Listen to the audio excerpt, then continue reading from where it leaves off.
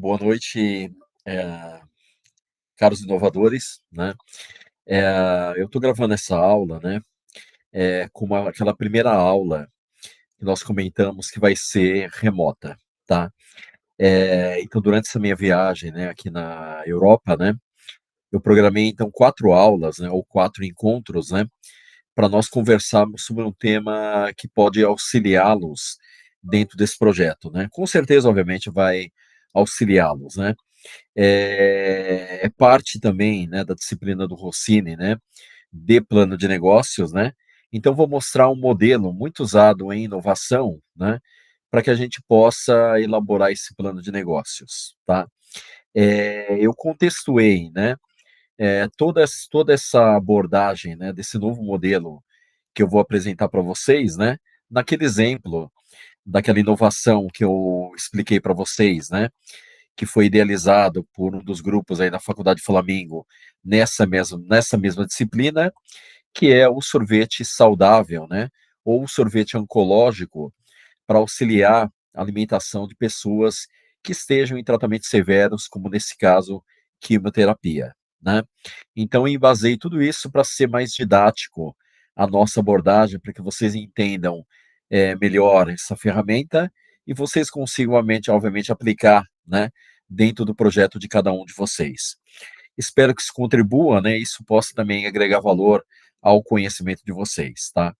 O modelo que a gente vai apresentar não é um modelo novo, né, é um modelo que, provavelmente alguns de vocês já conheçam, né.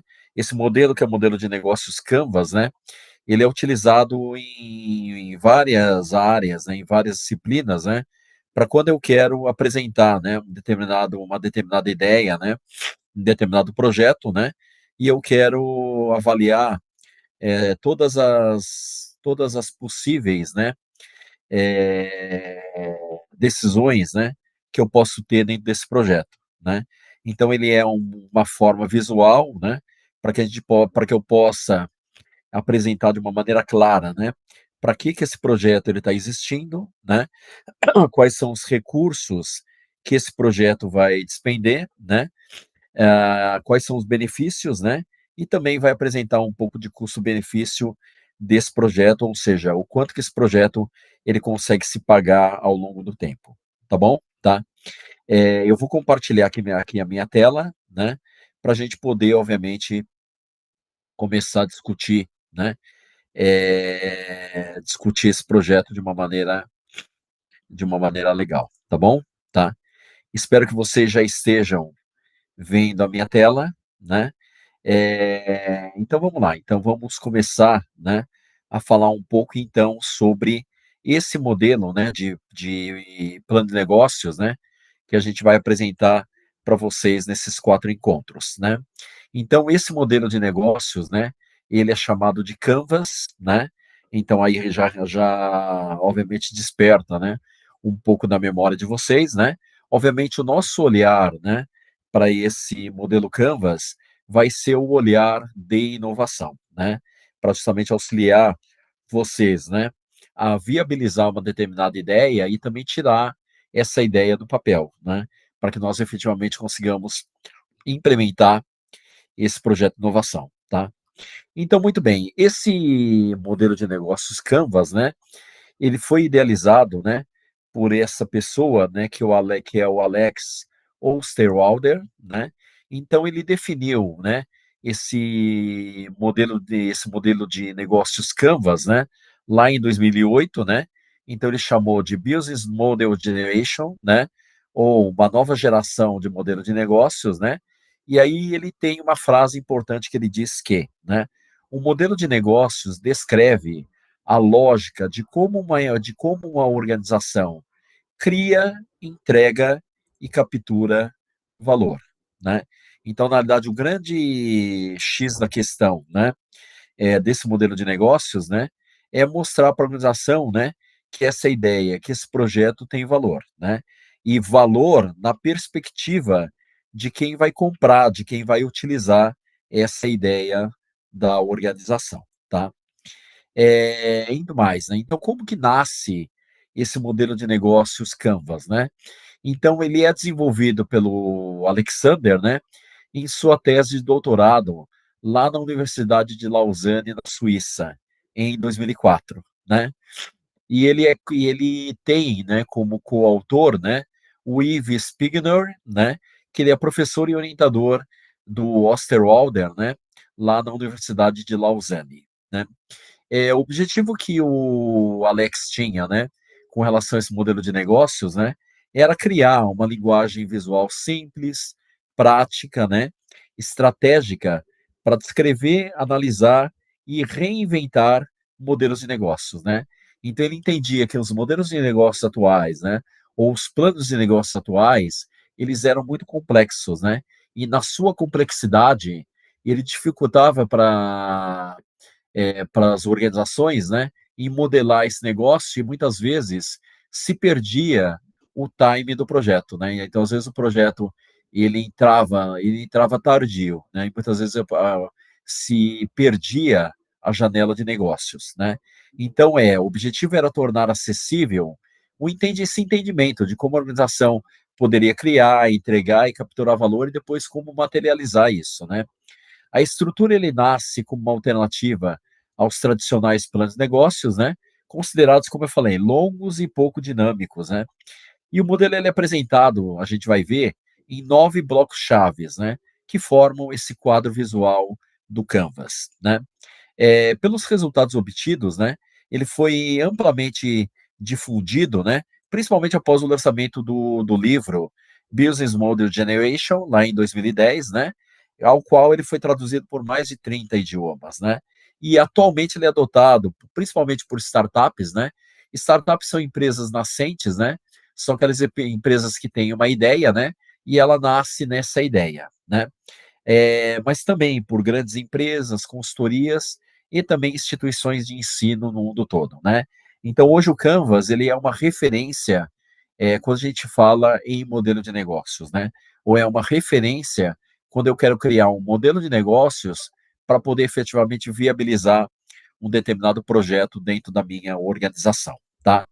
Então, os 9 blocos genéricos, né, desse modelo de negócios Canvas, são esses que vocês estão vendo aí na tela, né? Então, no centro, eu tenho a minha proposta de valor, né, onde eu vou descrever o pacote de produtos e serviços, né, que vão criar esse valor, né, para um determinado segmento de clientes, né? Depois, no lado esquerdo, né, tá? É tudo aquilo que eu vou precisar, né, ter de recurso dentro da minha organização, né? Então, primeiro, quais são os processos, as atividades chaves, né? Então, nesse campo, eu vou descrever os principais processos e atividades da empresa para poder operar com sucesso esse modelo de negócios, né? E depois, mais abaixo, qual é efetivamente os recursos chaves que eu preciso, né? Então, ali a gente vai descrever os principais recursos tangíveis e intangíveis, né? Bem como os recursos humanos que a empresa deve possuir para operar esse projeto, né? E no lado esquerdo, né, ainda, né, quais são as parcerias chaves, né? Porque normalmente quando eu estou lá com projetos de inovação, normalmente eu vou precisar, por exemplo, de alguém que me forneça algum determinado tipo de insumo, né? Então vou precisar, por exemplo, de uma rede de fornecedores. Muitas vezes, dependendo do projeto, eu vou precisar de alguns parceiros estratégicos também para me auxiliar nessa ideia, né? Alguns canais de distribuições diferentes, né? Tá? E tudo aquilo que a empresa estabelece para operar com sucesso esse modelo de negócios, né? Do lado direito, né, eu já começo a enxergar, né, o meu cliente, aquele que vai utilizar, aquele que vai comprar aquele produto, né? Então aí eu vou descrever como que vai ser, né, dentro desse projeto, dentro dessa ideia, como que vai ser o relacionamento com os clientes, né? Então aí eu descrevo os principais tipos de relacionamentos que a empresa estabelece com um determinado segmento de clientes para esse projeto, né? Mais abaixo, quais são os canais, né? Então aí eu vou descrever como a empresa vai se comunicar, né, e alcançar os seus segmentos de clientes, né, para entregar exatamente essa proposta de valor, né, que nós estamos falando, né? E à direita, quais são efetivamente os segmentos de clientes, né? Esse é um campo extremamente importante, né? porque esse campo aí eu vou começar a avaliar quem é o meu cliente, tá? Nas aulas que eu tenho desenvolvido e a gente tem discutido, né, lá em sala de aula, né, eu tenho percebido que muitas vezes, alguns projetos de vocês não está muito claro qual que é o cliente, né, tá? E muitas vezes a gente se confunde, né? Eu vi alguns projetos, né, que claramente a gente está focando o cliente errado, né? Recentemente eu estava discutindo aí, né, com alguns de vocês, né, que, por exemplo, né, tem um projeto que vocês estão desenvolvendo, né, ou tentando desenvolver, né, que é, por exemplo, uma tinta de revestimento que vai auxiliar, né, na captura de poluentes e tudo mais, né, tá? O grupo estava focando, né, o cliente como sendo, por exemplo, os administradores de prédios, né, tá? Mas se a gente for pensar no segmento de clientes, né, quem é o maior beneficiário, por exemplo, né, que foi a sugestão que eu dei para o grupo, né?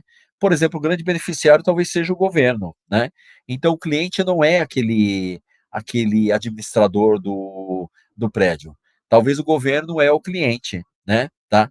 É aquele cara que vai, por exemplo, estabelecer legislações específicas para isso, né?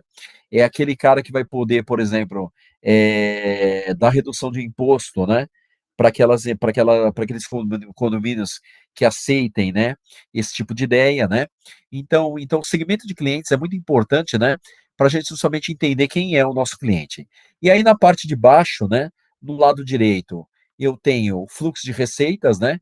Então, normalmente, fluxo de receitas é um pacote de benefícios, né, que eu trago para o cliente e eu quero, obviamente, que esses benefícios sejam remunerados, né, para minha organização. E nem sempre é somente o produto ou somente o serviço, né? Então, por isso que precisa ficar bem claro, né, da onde que vão vir, né, esses fluxos de receitas que obviamente vai pagar a curto, médio e longo prazo essa minha inovação, né? E depois do lado esquerdo, qual que é a estrutura de custos, né, para mim avaliar quanto que eu tenho que despender, né, de investimento, né, para viabilizar esse projeto, né, tá? O tempo que eu vou obviamente despender esse investimento, né, ao longo do tempo e depois, obviamente, finalmente para nós podermos, né, calcular o tal do custo-benefício, né, e também calcular o tempo de amortização, né, ou o que a gente chama de payback do projeto, tá? Então, detalhando um pouco mais, né, então a proposta de valor, né, é aquilo que eu vou oferecer para o meu cliente. Muitas vezes a proposta de valor é difícil da gente materializar, né? Por isso que ele é um tema bastante importante, né, para a gente discutir dentro do projeto. E acho que é a primeira coisa, né, que tem que definir, né? E aí, obviamente, ter a reflexão, né, dentro do projeto, né, se realmente o projeto tem uma proposta de valor, né, que o cliente enxergue como importante, tá? Então depois eu tenho o segmento de clientes, né, para quem que vai, né, essa minha inovação, né, quem vai pagar por ela, né? Depois eu tenho tanto a parte de relacionamento de clientes, como também os canais, né, que aí é o como, né? Então proposta de valor é o que, né, tá? O que eu quero oferecer, segmentos de clientes, para quem que eu quero oferecer, né? O relacionamento dos clientes, como que eu vou, né, oferecer esse produto ou serviço para esses clientes que eu avaliei, né? E depois, parceiros chaves, né? Atividades chaves e processos chaves, como que eu vou, obviamente, idealizar ou materializar essa minha inovação. E depois, embaixo, né? Quanto que vai custar e quanto que eu vou receber com isso, tá? Então, essa é a visão macro, né, desse modelo de negócios Canvas, né, que a gente vai desenvolver, tá? E aí o modelo de negócios Canvas, né, ele tem basicamente, se eu dividir, né, se eu fazer uma simetria, né, desse modelo Canvas para a direita e para a esquerda, né, o lado direito eu vou olhar, né, todas aquelas atividades que eu vou fazer dentro da minha empresa, né, aos quais apresenta um determinado fluxo de valor para o meu cliente, tá? Então essa seta azul mais escura, né?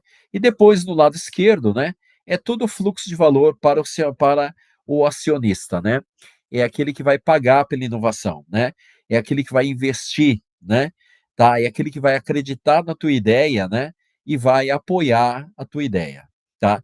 A gente brinca muito em inovação, né, que esse cara ele é o sponsor, né, tá. Traduzindo em português, ele é o patrocinador do projeto, tá. É o cara, na realidade, que está mais interessado, né, nesse projeto, além, obviamente, do teu cliente, ok? Tá?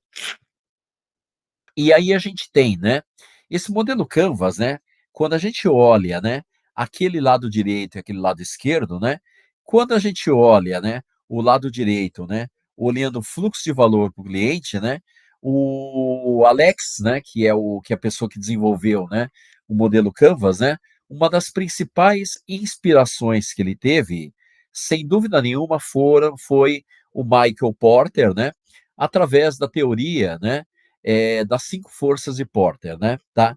Então, o Michael Porter, ele desenvolveu, né, ou ele identificou 5 elementos fundamentais, né, que fazem com que haja um fortalecimento, né, da minha organização em relação àquele produto ou em relação àquele serviço, que eu estou implementando ou que eu quero manter, tá? Então, a primeira grande força, né, do Porter é o poder de negociação com os fornecedores, tá? Então, aí ele diz que existem alguns fatores que eles podem aumentar ou diminuir o poder de negociação dos meus fornecedores, como, por exemplo, o grau de diferenciação entre eles, o custo de produção, né? E até a possibilidade de um fornecedor resolver se tornar seu concorrente, tá? Então, por exemplo, então se eu tenho um determinado produto, né, que esse produto ele vai ser, por exemplo, fabricado em um determinado fornecedor, né, eu tenho um determinado risco, né, desse fornecedor perceber, né, que ao invés de fornecer esse produto para mim, ele poderia fornecer diretamente para o mercado, tá? Então, a forma como eu tenho, né, de blindar, né, essa minha ideia, né, essa minha inovação com os fornecedores é fundamental, né. A segunda força de Porter, né, é a ameaça de produtos substitutos, né. Então, produtos substitutos são aqueles que atendem às mesmas necessidades dos nossos clientes, né, só que de uma outra forma, né, e muitas vezes também melhor, tá. Então, nesse ponto, né, essa segunda força do Porter, né, faz com que a gente reflita, né, para saber qual que é o risco do meu concorrente apresentar uma solução similar, tá? Ou que o próprio Porter diz, né? Uma solução melhor que a minha a um custo mais barato, tá? Então, se for grande essa possibilidade, né? Essa segunda força de Porter, ela começa a enfraquecer a minha ideia, tá? No centro, eu tenho a rivalidade entre os concorrentes, né. Então quando eu tiver, né, quanto maior for a rivalidade, mais difícil será, não só entrar no mercado, mas se manter, né, tá. Pois quem já está lá, ele vai investir muito em marketing e pesquisa, né, além de praticar baixas margens, né, para fazer aquilo que eu já falei para vocês, que é criar, né, criar barreira de entrada, né, tá.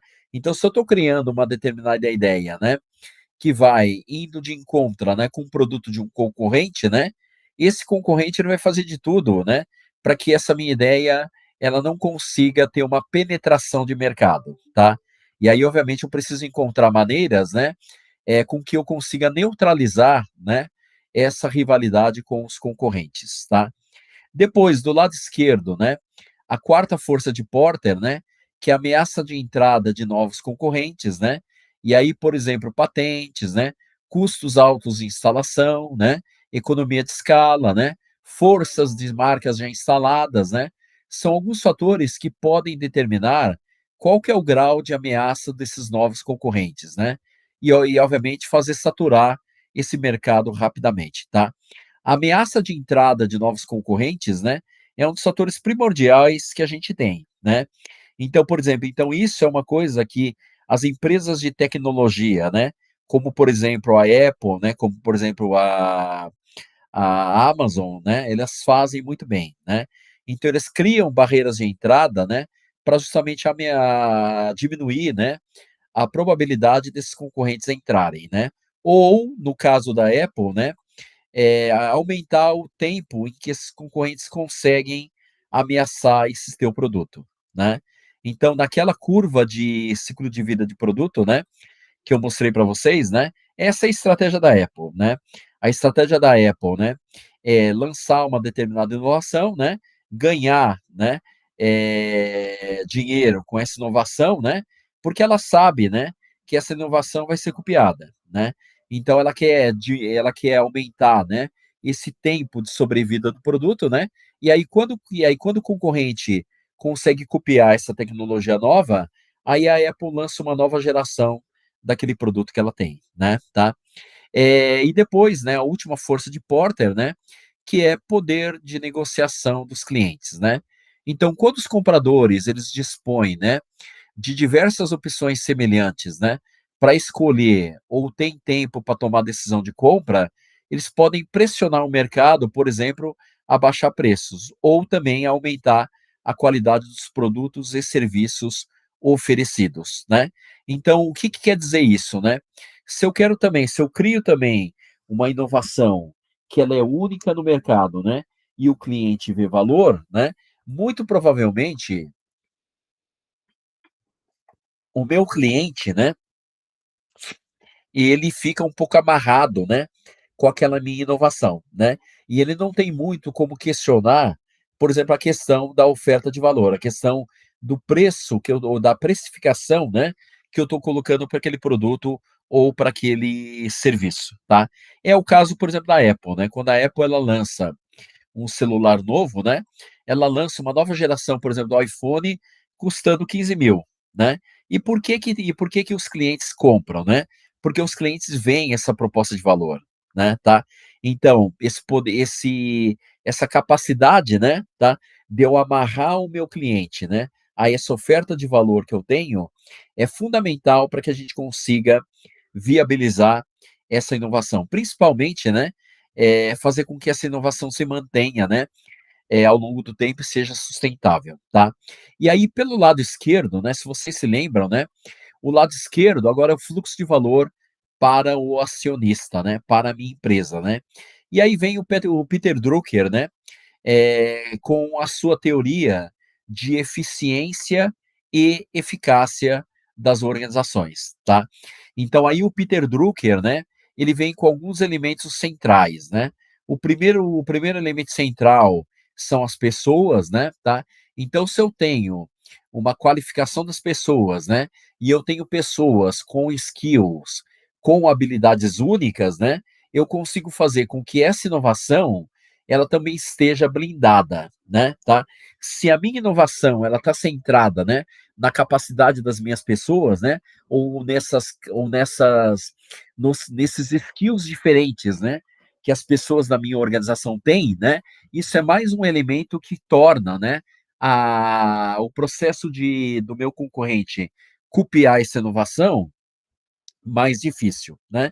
Depois, capacidades organizacionais, né, estrutura e processos, né. Então, se eu tenho determinados processos, determinados equipamentos, né, determinadas, né, determinada estrutura dentro da minha empresa, né, que também cria um diferencial de valor, né, e cria essa dificuldade do meu competidor também ele copiar, né, é mais uma fonte onde eu blindo essa minha inovação, né.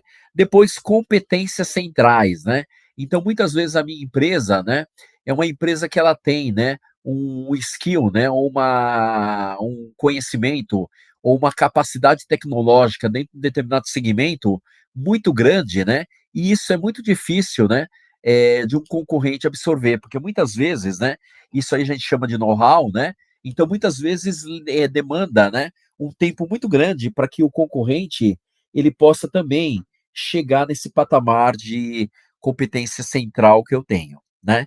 Depois a gente vai falar já falou também características organizacionais, né, diferentes, né, ou diferenciadas, né, que faz com que o meu concorrente, né, ele também não consiga, né, ele não consiga copiar a minha organização, tá. E depois, obviamente, o nível de incerteza, né, que essa própria inovação, essa própria ideia ela traz, né. Então a capacidade que as organizações têm de lidar com a incerteza, né. Isso é difícil, né, tem muito concorrente, e aí eu dou o exemplo, né, nesse exemplo da Apple, né, eu faço um paralelo com a Samsung, né, tá. Por que que a Samsung, ela normalmente ela não é o primeiro a lançar uma determinada inovação, tá. Porque a Samsung, ela tem um medo muito grande da incerteza, né. Então ela espera, por exemplo, a Apple lançar um determinado produto, né, e ela tem uma capacidade técnica de engenharia muito grande para copiar de uma maneira muito rápida, tá. Então só que ela perde aquele timing da Apple, né, de ganhar mercado e de ganhar receita nos meses iniciais de implantação daquela ideia, daquele projeto, daquele produto novo, tá.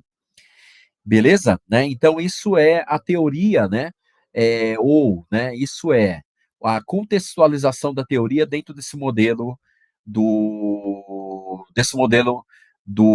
Canvas, tá.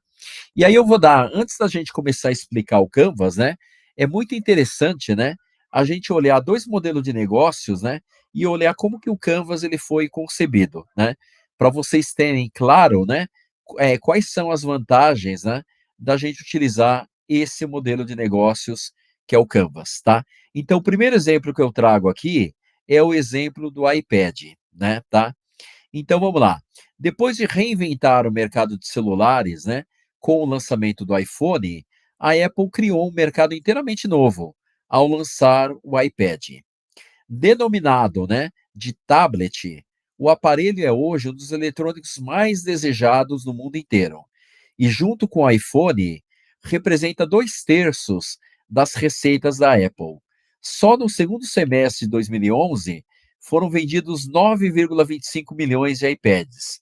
O mais interessante é que ele se encaixa perfeitamente entre os notebooks, os smartphones e os laptops, pois sua tela interativa permite facilidade de consumo de conteúdo e uso da internet, ao mesmo tempo que a ausência de um teclado faz com que o aparelho seja mais leve e prático de manusear, tá? Então essa era a proposta de valor, né, que a Apple fez lá em 2008, 2009, quando ela lançou esse iPad, tá? Hoje em dia, né, porque o que acontece, lá naquela época, né, o iPad, né, ele cobria, né, um mercado que ele era um mercado inexistente, que era um mercado de produtos que ficavam entre o celular e entre o computador, tá. Então para situações, mais rápidas, mais simples, né, eu tinha o celular. E para situações mais complexas, eu tinha o computador, mas não tinha nada no meio, tá. Então por isso que naquele momento, foi uma ideia inovadora muito interessante, né, da Apple, tá. E qual que foi o Canvas, né, que a Apple fez para esse produto novo que ela queria lançar, né. Então qual que era a proposição de valor, né? Esse elemento central, né, que a gente está vendo aqui, né. Então a proposta de valor era ter um dispositivo móvel, interativo, para entretenimento, consumo e produção de mídia, tá. O usuário ou os consumidores de mídia e entretenimento, né, eram os principais focos, né, para essa proposta de valor, tá. Segmento de clientes, né, do lado direito, né, mercado em massa, né, tá, que são, por exemplo, todos os usuários, né, consumidores de mídia e entretenimento que somos nós, né, por exemplo, né. Outro segmento de clientes poderiam ser, por exemplo, os desenvolvedores de jogos, né, aqueles caras que trabalham com gamificação, né, produtoras e gravadoras de conteúdo, né, editoras, né, que querem lançar conteúdo, midiático, né, e conteúdo digital, né, e também todos os desenvolvedores de aplicativos, né, tá. Então esses são os potenciais clientes, né, para esse produto que ele era o iPod, tá. O relacionamentos com os clientes, né, estaria baseado no amor à marca, né, e também, né, amarrando a um outro produto que a Apple, né, tinha muito claro, que era o iTunes, né. E os canais de relacionamento com o cliente, né, é o próprio iTunes, né, onde os clientes, né, e veja que situação interessante, né, a Apple, ela queria criar um produto, né, que pudesse potencializar também as vendas de um outro produto que ela tinha, que, por exemplo, era o iTunes, né, aonde através do iPad as pessoas iam comprar esses novos conteúdos dentro do iTunes ou dentro do App Store da própria Apple, né, ou as próprias lojas físicas da Apple. Indo do lado esquerdo, né, que é olhando um pouco dentro da minha organização, né, tá, os principais, parceiros da Apple, né, é o Foxconn, né, que é a empresa de tecnologia da Apple que vai desenvolver as tecnologias para serem utilizadas dentro do iPod, né, atividades chaves, né, toda a parte de marketing para poder convencer, né, esses novos clientes potenciais da Apple, né, desse novo produto que ele ia substituir, né, ele ia ficar no meio entre o celular e entre o iPod, né, e outra atividade-chave, né, é quem iria fazer o projeto desse iPad, tá. Depois, quais eram os recursos chaves, né, para isso? A própria força da marca Apple, né, tá? Todo o pessoal que iria trabalhar no desenvolvimento, na divulgação, né, desse novo produto, né? Recurso-chave, né? O iTunes tinha que funcionar de uma maneira muito boa, tanto para localizar, né, os conteúdos digitais de uma maneira rápida, como também acessar, né, a compra desses conteúdos, né? De uma maneira rápida, de uma maneira acessível, né, e também a um custo que pudesse ser um custo, né, que o consumidor pudesse ver custo-benefício, tá. E depois recursos chaves, patentes sobre o hardware, né, para poder blindar essa nova inovação, né, da entrada de concorrentes, tá. E depois na parte de baixo, né, aonde que a Apple vira, né, que ela ia ganhar dinheiro? Através das vendas dos iPads, né, e através efetivamente dos royalties, né, que ela ia também utilizar, né, principalmente na compra dos conteúdos digitais, né. Então quem vai desenvolver, por exemplo, os aplicativos, né, que vai estar disponível lá no App Store, né, uma parte da venda desse aplicativo vinha como fonte de receita para a Apple como royalties, tá. E a estrutura de custos, né, é toda a estrutura de pessoal, né, que vai desenvolver essa ideia, né, todos os custos de fabricação, né, e logística para distribuição desse produto novo, né, e toda a parte de marketing massiva, né, para poder divulgar, né, e para poder convencer, né, o consumidor novo da Apple, né, a comprar essa ideia, que é a ideia lá do iPad. Tudo bem? Tá? Um outro produto, né, que a gente vai colocar aqui, né, como exemplo de como usar o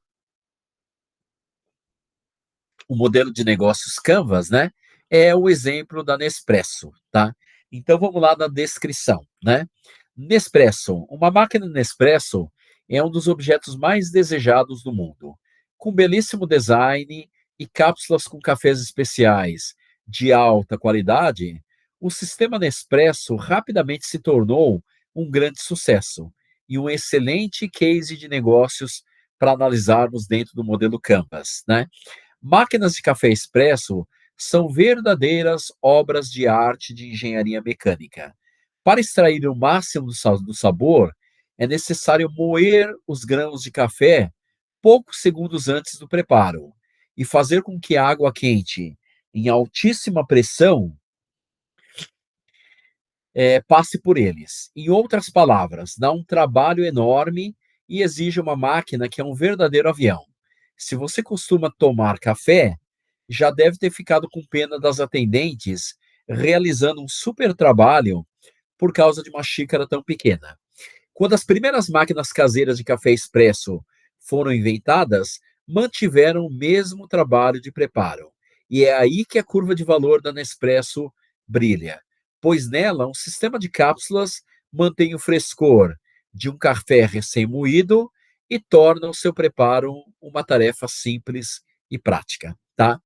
Então, basicamente, o que que a Nespresso, né, ela pensou quando ela teve essa ideia de inovação, tá? Então ela via, né, nas cafeterias, né, a dificuldade que as pessoas tinham para fazer o preparo do café, né?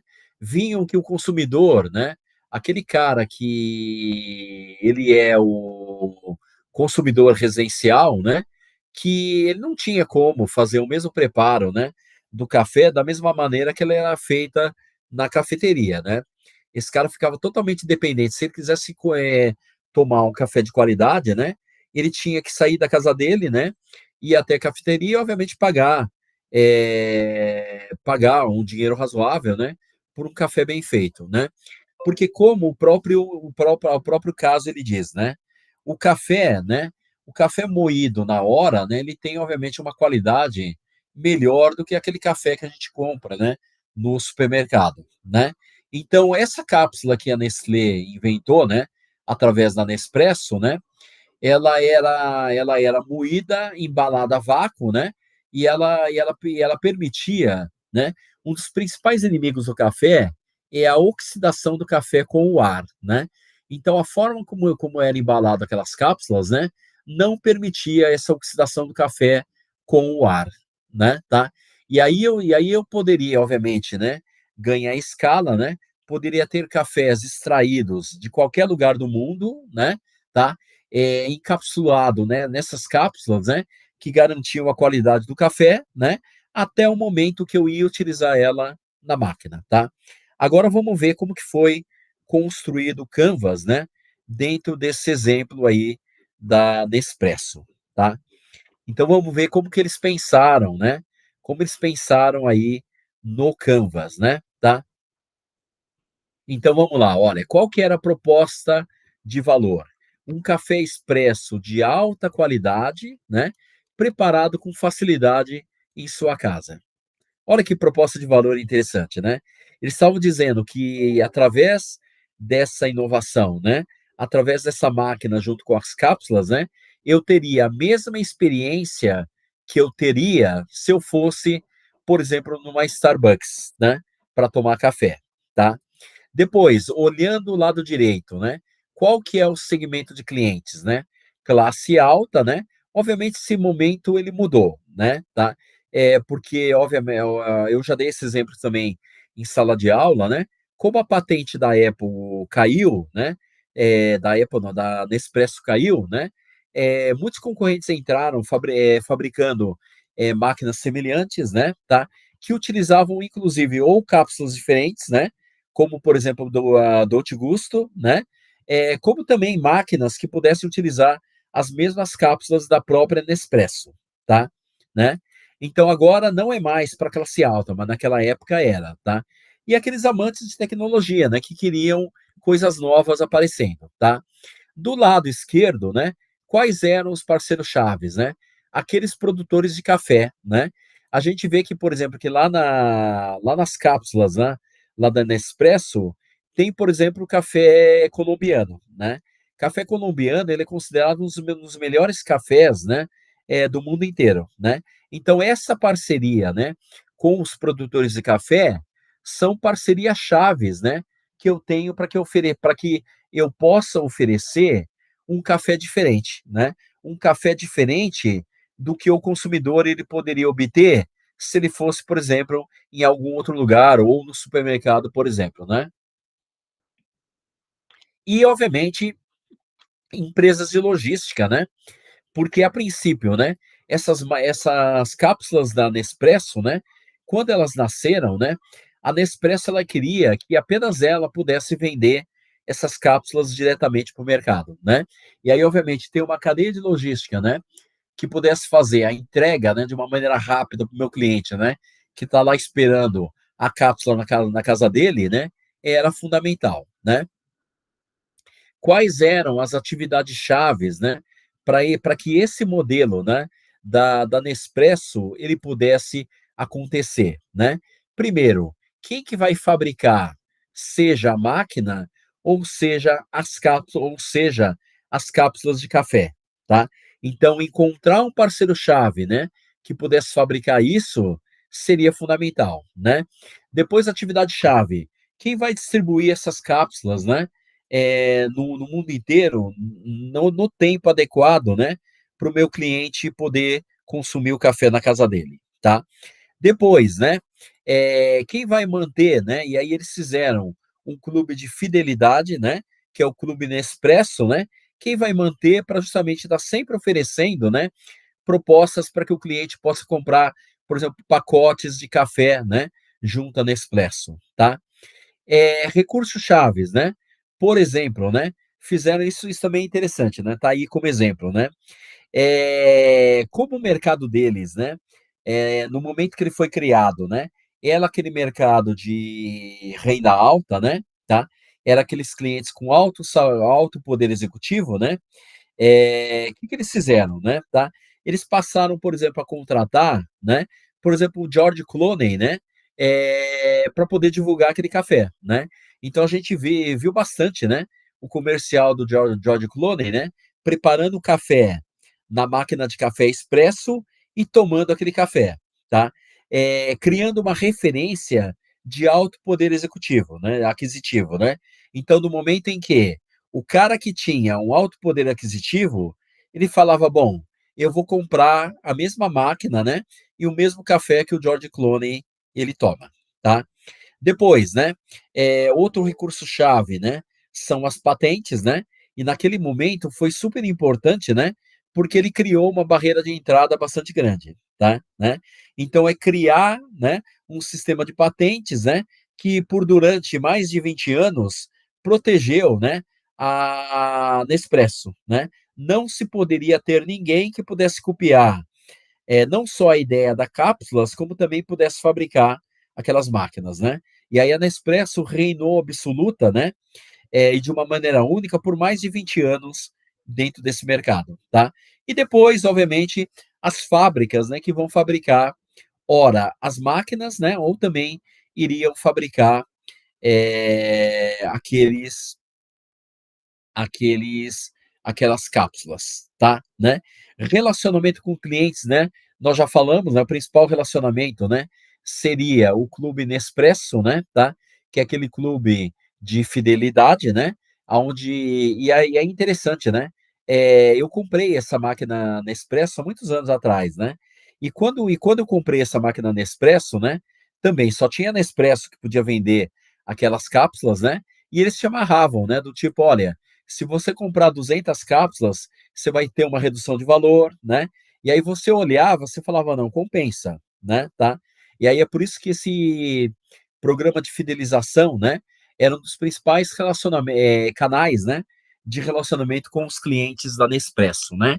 E os principais canais, né, Nespresso.com, que era o site da Nespresso, né, aonde você podia acessar o clube Nespresso, né, tá. As boutiques, né, e era interessante também, até hoje tem isso, né. Se você vai, por exemplo, em shoppings, né, principalmente aqueles shoppings mais sofisticados, né, se você vai, por exemplo, no shopping Ibirapuera, né, no shopping Iguatemi, né, no shopping Bourbon, por exemplo, né, você encontra lojas, da Nespresso, tá. E nessas lojas, né, você pode ter a experiência de fazer degustação. Tá? Então os cafés novos que aparecem, né, na Nespresso, né, normalmente eles abrem sessões de degustação nas lojas físicas da Nespresso, tá?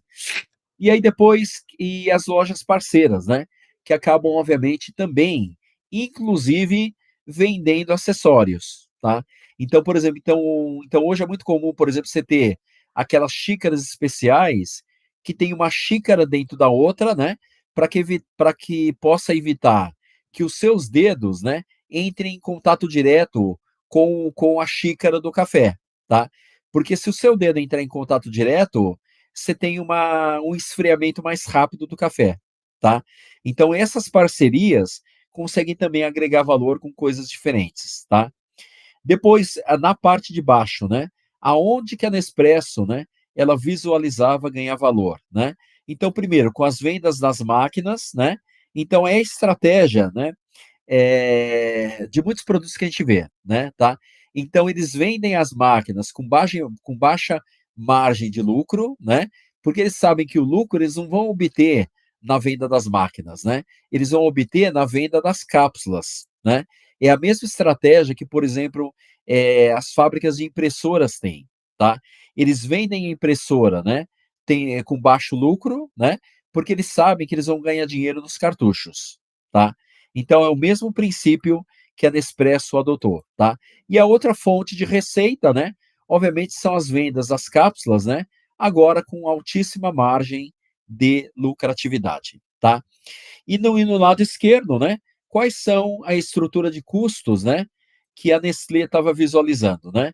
Então, primeiro, o custo de publicidade, né, porque como ele era um produto novo, de um produto caro, né, um produto destinado, né, a pessoas de alto valor e ao valor aquisitivo, né, tinha que ter um processo de marketing, um processo de comunicação, né, um processo de publicidade muito grande, tá todo o processo de fabricação, né, daquelas cápsulas, daquelas máquinas, né, e também, obviamente, como nós já falamos, né, uma estrutura de custos muito alta também é toda a logística de distribuição dessas cápsulas, né. Então, por exemplo, então se o cliente comprasse, né, a cápsula em determinado dia, o máximo que ele queria esperar a cápsula era no dia seguinte. Tá? Então tinha que ter uma estrutura, né, de logística para chegar, né, na casa do consumidor de uma maneira muito rápida. Tudo bem? Tá? Pessoal, espero, né, que esses exemplos, né, possam obviamente contribuir, para o entendimento do Canvas, né, tá? Só que obviamente nós não vamos ficar por aqui, tá?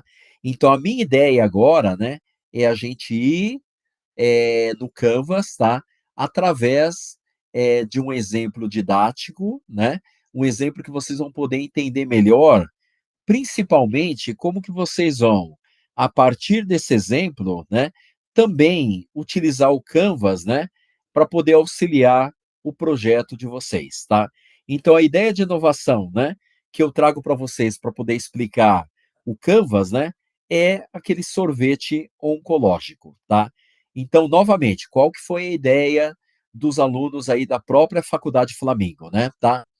Eles viram a dor do cliente, tá, então eles escolheram, né, um cliente, né, então o cliente ele era aquela pessoa, né, que estava com câncer diagnosticado, né, estava em tratamento quimioterápico, né, e aí eles procuraram olhar esse cliente, né, ou essa persona, tá, e começaram a pensar: qual que é a principal dor daquele cliente, tá? E aí, a partir de tentar identificar a principal dor daquele cliente ou daquela persona, né, criar, obviamente, uma inovação, né, para poder resolver, né, ou solucionar essa dor, né, que esse cliente ele tem, tá? Então, olha que situação interessante, né? Então, é por isso que eu falei para vocês, né, que um dos principais gatilhos para inovação, né, é encontrar um problema, tá? Novamente, né, normalmente a gente consegue identificar um potencial de uma determinada inovação, né, ou olhando a dor, né, ou olhando a oportunidade, tá. Então, nesse caso, a gente está olhando a dor, tá, né. Então aí, olhando essa dor, né, tá, se pensou, né, naquele sorvete oncológico, tá. E qual que era a dor? O paciente que está com câncer, né, e está sendo submetido a tratamento quimioterápico, né, esse tratamento quimioterápico, ele é um tratamento muito agressivo, né. E aí, durante o tratamento quimioterápico e principalmente depois, né, a pessoa ela se sente muito mal, sente muita náusea, né, tá. E essa sensação, né, de náuseas, faz com que a pessoa, ela não tenha vontade de se alimentar, tá. Só que se alimentar é um fator primordial para que a pessoa consiga se manter forte para poder continuar o tratamento, tá. Então ela é uma condição restritiva, tá. Então por isso que tinha que a ideia era criar alguma coisa que pudesse superar, né, essa fase de náuseas, de indisposição, né, que a persona tem, né, e poder obviamente também dar, né, conteúdo proteico, né, para que a pessoa consiga absorver os nutrientes necessários, tá. Então olha que situação legal. O grupo pensou num sorvete, tá. Mas obviamente a gente poderia pensar também em outros meios, né, obviamente de também, né, ter essa mesma solução, tá bom? Tá. Então, sei lá, eu algum doce, alguma coisa que também pudesse auxiliar, né, nesse desafio, né, que o meu cliente ele tem, tá. Então a primeira reflexão, né, antes da gente começar com um canvas dessa inovação, né, é: olhem quem é o teu cliente, tá. Desenvolvam uma persona, tá. Se coloquem no lugar do teu cliente. Veja a dor que aquele teu cliente ele tem e veja se a tua ideia, né, consegue resolver essa dor, tá. Se vocês não encontrarem dor, né, ou tiverem dúvidas se a sua ideia está resolvendo essa principal dor do cliente, procurem uma outra ideia, tá. Então essa é a primeira reflexão que eu tenho para vocês, tá. Então, por exemplo, alguns projetos, né, que foram desenvolvidos lá na Faculdade Flamengo, né. Teve um outro grupo, né, que ele teve o seguinte, né, que eles pensaram, tem uma dificuldade muito grande, né, acho que eu já até comentei isso em sala de aula, né. Falaram: "Tem uma dificuldade muito grande, né, de pessoas que não têm que têm que se locomover de carro, né, então muitas vezes eles moram muito longe do trabalho, muito longe da faculdade, né, tem dificuldade de locomoção, né, então obviamente o veículo ele é uma alternativa necessária, né, só que eles não têm dinheiro, por exemplo, para ficar pagando estacionamento todo dia, tá. Então a ideia que foi colocada era criar um app, porque a gente sabe que, né, dá para estacionar na rua, mas nem sempre a gente encontra vaga. E nem sempre nessas vagas são permitidas para estacionar, tá. Então o que que esse grupo ele pensou, né, ele pensou numa ideia de inovação que eu tivesse, por exemplo, um app, né, aonde através desse app tipo tipo Waze, né, tá. Esse app via satélite, blá-blá, que ele conseguia encontrar essas vagas, né, disponíveis na rua, né, e aí ele ia me orientando aonde que estava essa vaga, tá. Então, ou seja, a principal dor do cliente, que é não conseguir pagar estacionamento e criar uma situação onde ele conseguisse encontrar uma vaga aberta na rua, tá, solucionava o problema, tá. Então veja que eles entraram na dor do cliente, né, e aí a partir da dor do cliente, eles bolaram uma solução para a dor do cliente, tá, né. E aí nesse caso ainda, eles falaram: "Bom, eu preciso associar alguma coisa", né.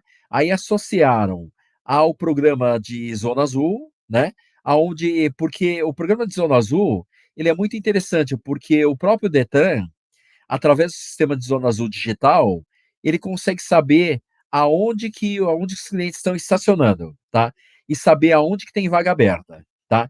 Então através dessa conexão com o Detran, né, eles conseguiam saber exatamente aonde que tem vaga aberta para disponibilizar a um custo muito mais barato, obviamente, do que o estacionamento privado, tá. Mas vamos lá na nossa ideia, né, tá, ou na ideia dos alunos aqui da Flamingo, né, para a gente desenvolver o conceito aqui do Canvas, né, para que vocês entendam esse Canvas, né, de uma maneira também melhor, tá. Então vamos lá, tá. Que os nossos alunos, né, lá da Flamingo eles pensaram, tá. Então beleza, então primeiro, né, a primeira ferramenta, né, que eu estimulo, né, vocês a utilizarem, é exatamente essa questão da persona, tá. Se eu não crio essa persona, tá, eu crio uma dificuldade muito grande, né, para que eu consiga me internalizar na dificuldade do meu cliente e a me colocar no lugar dele, tá? Então essa persona, ela é o quê, né? Ela é uma pessoa fictícia, né, que eu crio, né, que eu entendo, né, quem é essa pessoa, né, qual que é o padrão dessa pessoa, né, e qual que é a dificuldade que essa pessoa tem, tá? Então, vamos, por exemplo, criar uma persona, né, para esse projeto, né, do sorvete oncológico, tá? Então vamos lá. Então, criando essa persona, né, falamos que essa persona ela é a Maria Clara, né? Ela é um paciente oncológica em tratamento quimioterápico, né? Essa pessoa, a Maria Clara, tem 42 anos, né? Ela tem como profissão ser professora, né? A condição atual dela, ela está diagnosticada com câncer, né? E em tratamento de quimioterapia, né? O câncer dela é um câncer de mama, né? E a situação, ela tem dificuldade para se alimentar, tem perda de apetite e sensibilidade ao paladar, tá? Vocês estão vendo que agora eu estou me colocando no lugar dessa pessoa, tá? Então eu tô e quando eu me coloco no lugar dessa pessoa, né, eu começo a sentir as mesmas dores que essa pessoa tem, tá? E que é fundamental, né, para um processo de inovação, tá? Eu conseguir, né, sentir as mesmas dores que a pessoa ela tem, que a persona tem, tá? Porque através da empatia, né, como teve alguns alunos aí de vocês, né, que já me relataram, né? Então, empatia é a capacidade do ser humano de se colocar no lugar do outro, tá? Então, essa capacidade de empatia, né, tá? Eu começo, então, a a me internalizar na condição da pessoa. Eu começo, né, psicologicamente, né, a sofrer aquelas mesmas dificuldades de se alimentar, né, aquela mesma sensação de náusea, perda de apetite, né, sensibilidade ao paladar, né. Quando eu começo a sentir essas dores, né, eu começo a sentir a necessidade de ter alguma coisa diferente para resolver esse meu problema, tá. E aí eu começo a entender, de fato, de forma real, qual que é a necessidade do meu cliente, tá? Ou da minha persona, né? Que é essa pessoa que eu idealizei que tem esse problema é, que eu estou querendo analisar, tá? Então, quais são os objetivos e as necessidades dessa pessoa, né? Então, de uma maneira muito clara, né? Essa pessoa, ela necessita continuar o tratamento oncológico, continuar o tratamento quimioterápico, né? Então, essa pessoa precisa manter a nutrição durante o tratamento, tá? E para isso, precisa encontrar alimentos leves, saudáveis e prazerosos, tá? Principalmente para quê, né? Para evitar que ela tenha esse desconforto ao se alimentar, né? Para que essas náuseas não provoquem ou não sejam o impeditivo para que essa pessoa se alimente, tá? E para que ela se sinta acolhida, né? E com uma maior qualidade de vida, tá? Eu não sei se vocês conseguiram entender, né? Qual que é a importância de eu criar essa persona, tá? Somente através quando eu materializo, né, uma pessoa com aquele problema que eu quero resolver, fica mais fácil de eu encontrar a solução, né?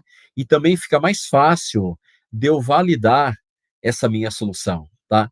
Saber se aquela solução, né, que eu idealizei, se efetivamente ele cobre, né, a necessidade lá do meu cliente, tá?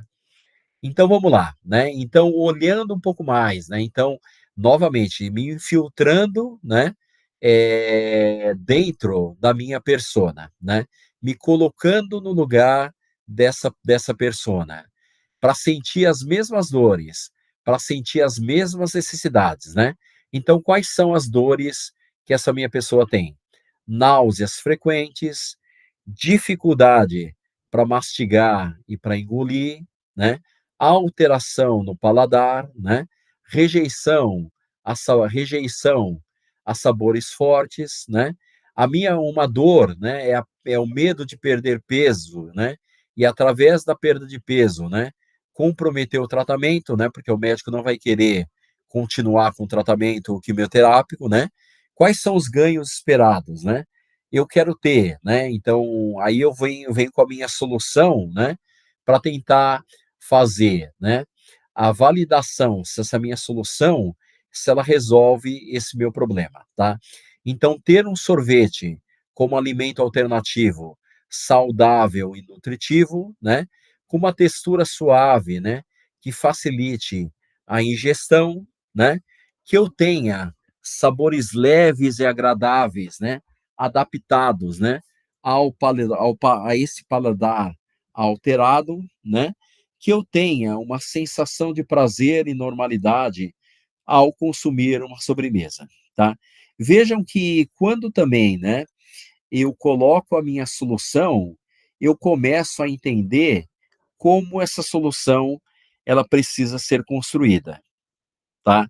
Então, por exemplo, daí aí eu começo, né, a falar, né, então como que eu vou fazer, esse sorvete com uma textura diferente, tá, que facilite a ingestão, tá. E aí eu começo também automaticamente a pensar em quais são os parceiros chaves, né, que vão me ajudar nisso, né. Então talvez eu precise ter, né, por exemplo, alguns engenheiros de alimentos, né, talvez eu tenha que ter alguns nutrólogos, né, para ajudar a chegar nesse padrão de produto que a gente precisa, né. O que que é um sabor leve e um sabor agradável, né? O que é um produto com uma sensação de prazer e normalidade ao consumir, tá? Então tudo isso são insights, né, que eu acabo obtendo dessa primeira ferramenta que a gente tem, que é a persona, né, que eu tenho que trazer dentro do meu projeto, tá? Para que eu consiga ter claramente definido, né, o que que eu preciso fazer, né, para resolver esse problema desse cliente, tá? Então, quais são as principais entradas, né, os principais insights para esse projeto, né. Deixa eu só dar uma olhada para ver se continua se gravando, beleza, tá. Então vamos lá. Produto precisa unir nutrição com prazer, né, então por isso que é importante, né, eu ter uma nutróloga para que me diga quais são os alimentos, né, ou as substâncias, né, que eu preciso agregar naquele meu produto, né, naquele meu sorvete, para poder dar esse tipo de nutrição, tá. E também, obviamente, prazer ao digerir, né. Comunicação, né, para transmitir acolhimento e confiança, né, tá. Principalmente para dar confiança, né, de que aquele produto, né, que eu estou concebendo, né, ele é um produto que efetivamente vai, dar os nutrientes necessários, né, para continuar o tratamento, tá. E as possibilidades de variações, né. Então dá opções, né, do tipo, variações proteicas, né, opções, por exemplo, veganas, opções sem lactose, né, enriquecido com vitamina, né, e aí eu consigo de uma outra maneira, né, fazer um negócio legal, né.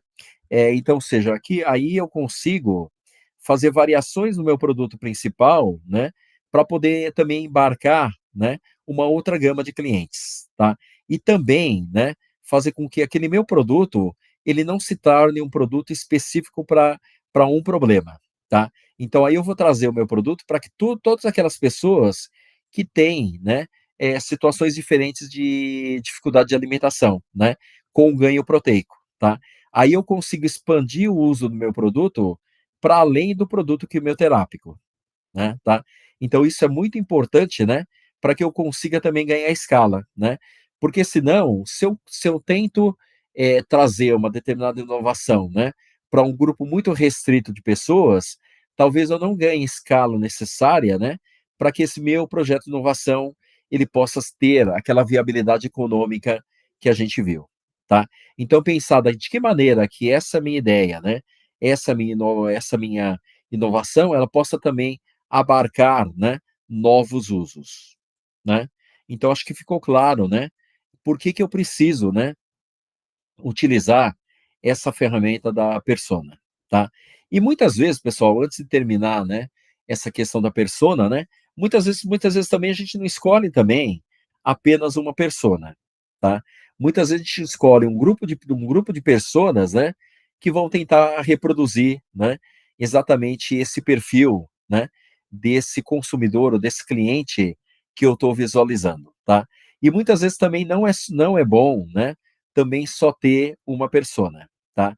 Então é por isso que criar várias personas, né, e depois também, né, aplicar, tudo aquilo que eu descobri da persona, né, a um paciente real, também seria importante, tá.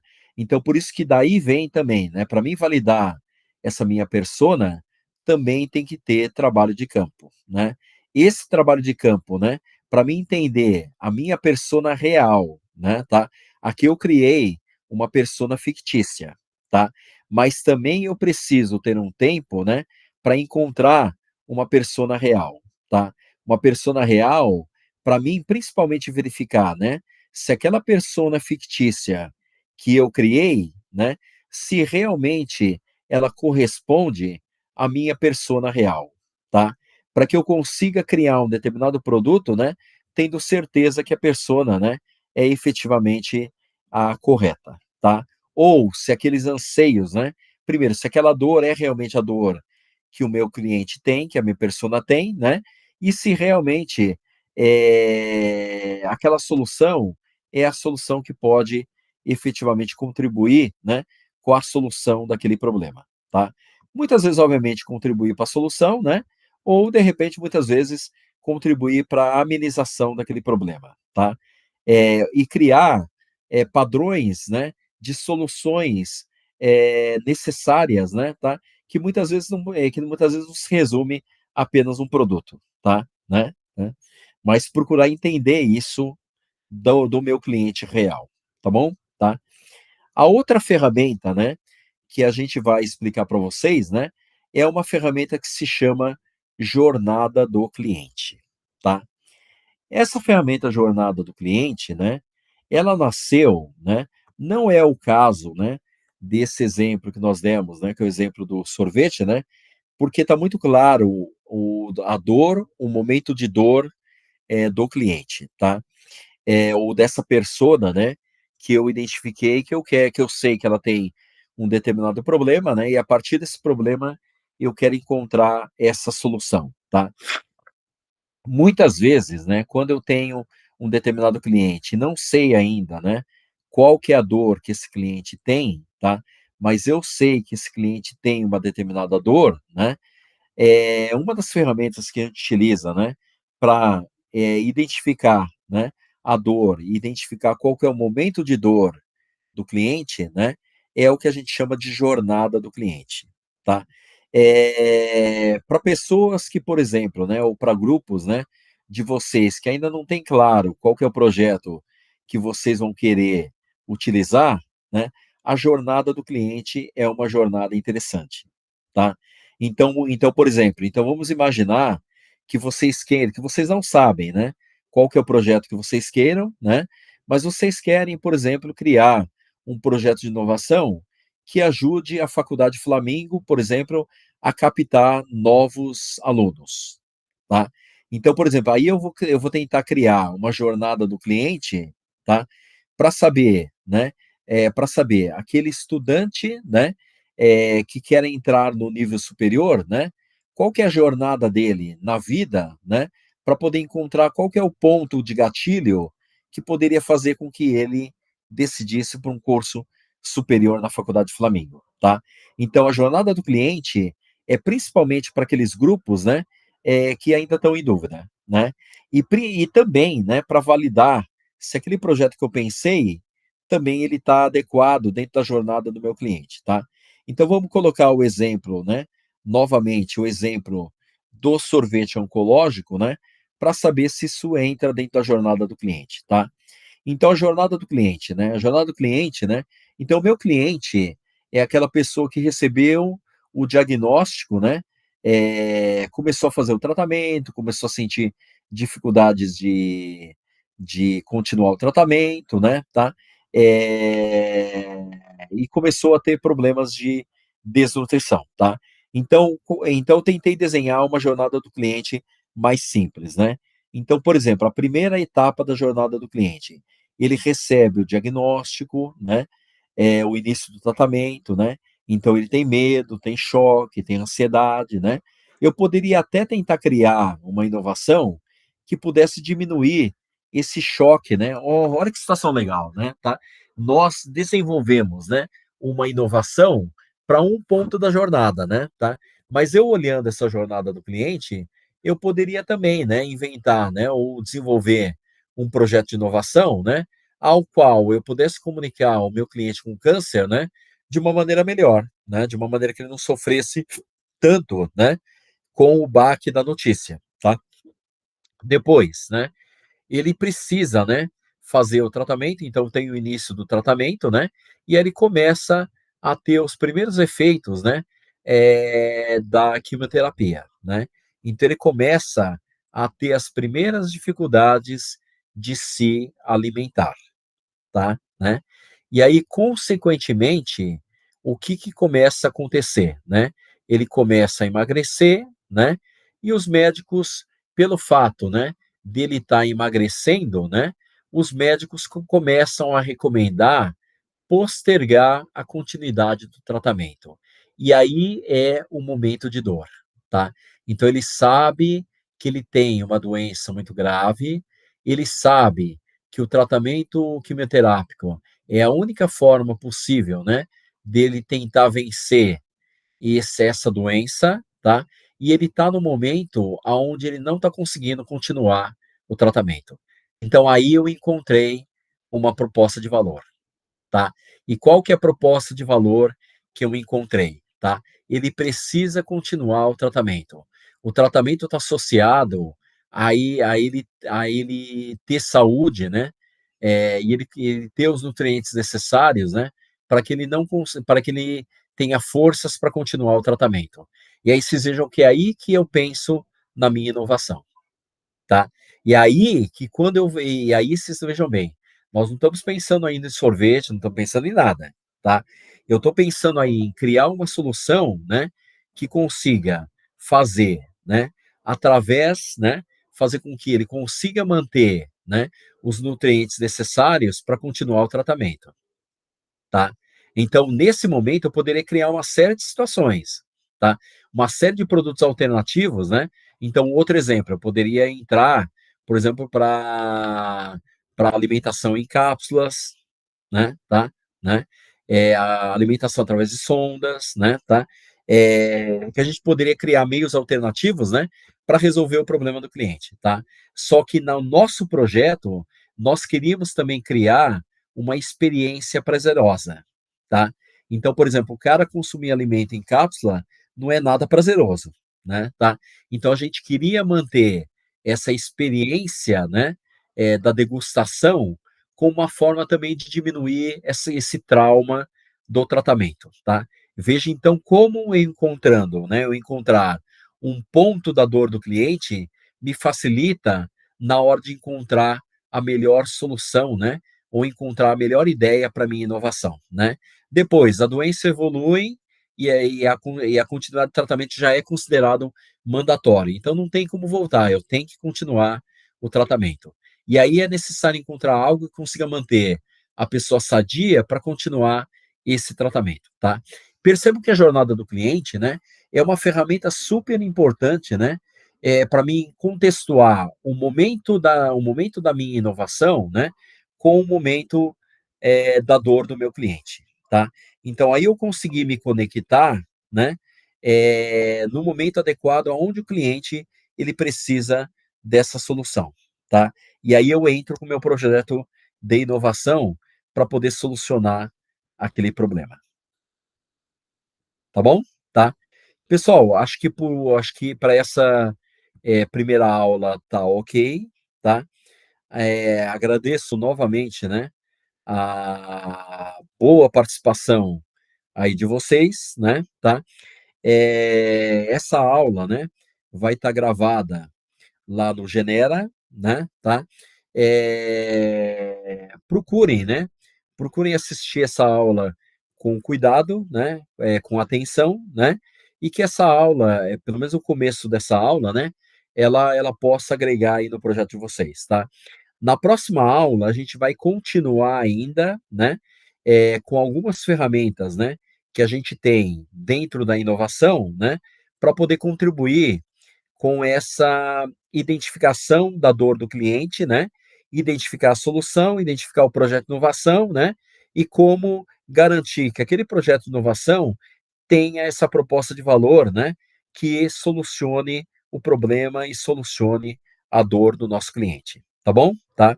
Então, muito obrigado novamente, boa noite e até a próxima aula. Até logo.